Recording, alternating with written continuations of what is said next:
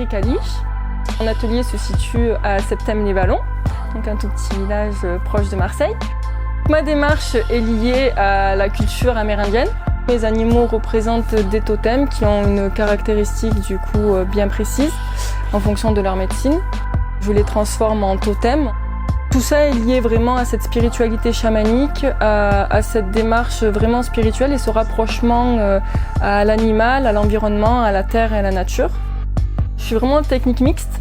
J'utilise principalement la peinture acrylique, auquel j'ai ajouté des matières, donc on appelle ça le mix média. Donc c'est vraiment des textures, des fibres, du plâtre, de la pâte, tout ça donc pour créer des effets. Par la suite, donc ma peinture est superposée, donc je reviens par plusieurs couches. Donc voilà, de superposition afin que les passages chromatiques ressortent au maximum et qu'il y ait vraiment une liaison entre les couleurs.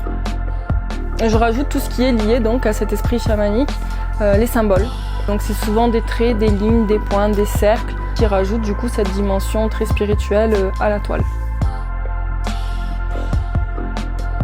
L'intitulé de l'exposition actuelle donc, qui se déroulera à Septèmes, donc c'est captiver l'émotion de la couleur. Donc il y a vraiment cette notion d'attraper, de captiver, d'attirer le regard et d'attirer l'émotion. Parce qu'en fait le but principal c'est de faire dégager un sentiment, dégager une émotion au spectateur par le biais de l'utilisation de la couleur.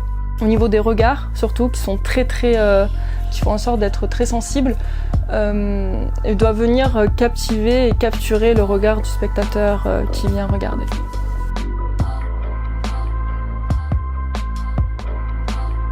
Mon but, c'est d'aller chercher plus loin dans le chamanisme, d'aller chercher plus loin dans cette culture, d'aller chercher plus loin même dans l'histoire.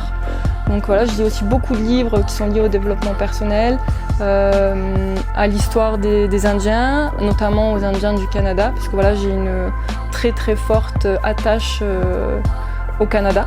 Puis d'ailleurs, c'est principalement suite à un voyage au Canada que toute cette série, toute cette évolution de couleurs est arrivée.